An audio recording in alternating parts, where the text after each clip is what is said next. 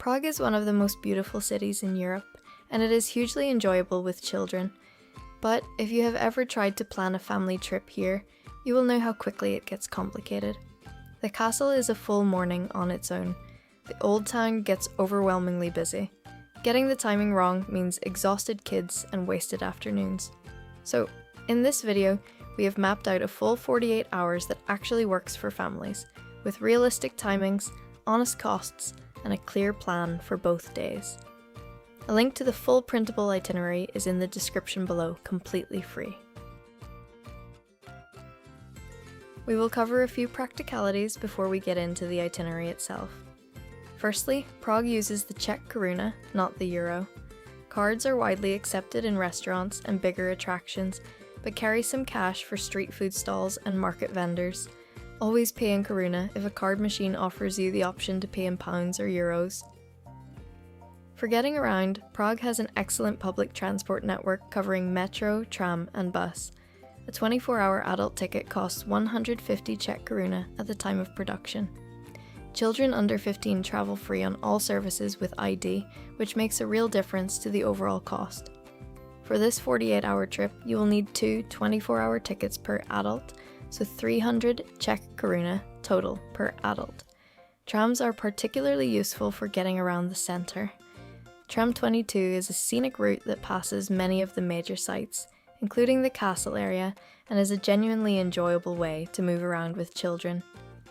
Uber also operates in Prague and is a practical option for the zoo on day 2, where the tram and metro combination is a slightly longer journey. For picking up drinks, snacks, and anything you've forgotten, the Albert and Billa supermarket chains have branches throughout the city centre and are well stocked and reasonably priced. There is also a large Tesco near Nerudova Street metro station if you need anything more substantial. All three are far better value than the convenience kiosks in the tourist areas. For accommodation, base yourself in or near the Old Town, known as Stare Majesto, or in Malastrana across the river. Both put you within walking distance of almost everything on day 1, and are well connected by tram for day 2. On to the itinerary. On day 1, start at 9 o'clock at Prague Castle. This is the largest ancient castle complex in the world and takes a good chunk of the morning. The complex covers St. Vitus Cathedral, the Old Royal Palace, St. George's Basilica, and Golden Lane, which is a narrow medieval street of small coloured houses that children tend to love. Allow around 2.5 hours. Buy your entry tickets in advance via GetYourGuide, which lets you skip the ticket queue at the gate. In summer, that queue can be very long. The link is in the description. The castle involves a lot of walking on cobblestones, so comfortable shoes matter.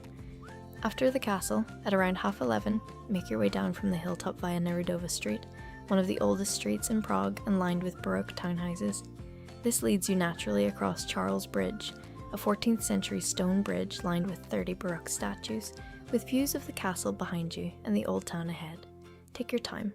On the way, pick up a trdelnik from one of the stalls.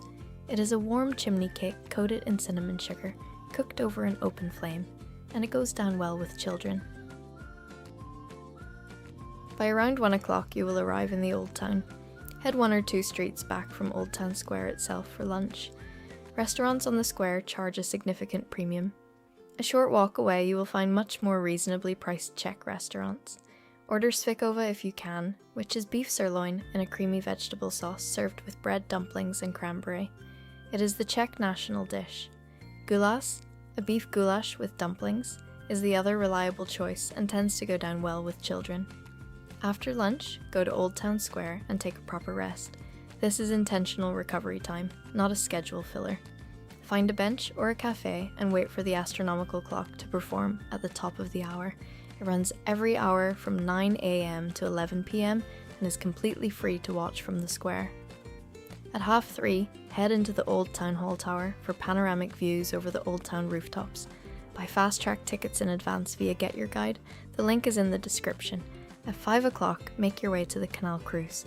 This is a 50-minute boat trip through the Devil's Canal in wooden boats, with an audio guide passing under Charles Bridge and looking up at the castle skyline from the water. It is a very different perspective on the city, and tends to be a highlight for all ages. It is rated 4.5 stars on GetYourGuide, with over 4,100 reviews. Book it in advance, especially in summer, as it sells out. The link is in the description. Finish day 1 with dinner along the Vltava riverbank at around 6:30. There are plenty of casual Czech pubs and riverside terraces in the area, and the setting is hard to beat. Day 2 starts at the zoo. Prague Zoo consistently ranks among the top zoos in the world, with over 650 species including gorillas, orangutans, giraffes and polar bears, with an underwater viewing area. Allow 2.5 to 3 hours. To get there, take Metro Line C to Nádraží Holešovice, then bus 112 directly to the zoo entrance. Alternatively, Uber is a straightforward option from the city centre. Buy skip the queue entry in advance via GetYourGuide. The link is in the description. Have lunch at the zoo at around midday. There are several restaurants and snack stalls on site with a decent range of options. At 1:30, head back towards the centre for a proper rest break at the hotel. Allow around 90 minutes. The zoo is a big morning, and the downtime before the afternoon makes a genuine difference. At 3 o'clock, take the Petrin funicular up to Petrin Hill. The funicular is included with your standard public transport ticket, so there is no extra cost. The hill has open lawns, a rose garden, and wide views over the city. Allow around an hour and a half. The Petrin observation tower is optional, but worth it if energy levels allow. At 5, make your way to Letna Park, which sits on a bluff above the river with one of the best views in Prague. There is a giant metronome, a skate area, and plenty of open space. Ice cream vendors are usually set up here in summer. Go for dinner at 7 at Vytopna railway restaurant on Wenceslas Square, which is a short tram ride from Letna. This is a genuinely unique experience for families. It is a full-size restaurant where drinks and food are delivered to your table by a working model railway running 900 meters of track around the room. It is busier and pricier than a standard Czech restaurant, so book a table in advance at vytopna.cz. Well worth it for the novelty. And that is 48 hours in Prague, covering the castle, Charles Bridge, the Old Town, a canal cruise, Prague Zoo, Petrin Hill, and Letna Park. If there is anything you would change in this itinerary, or any destination you would like us to cover next, leave a comment below. We read all of them, and it helps other viewers to hear different opinions.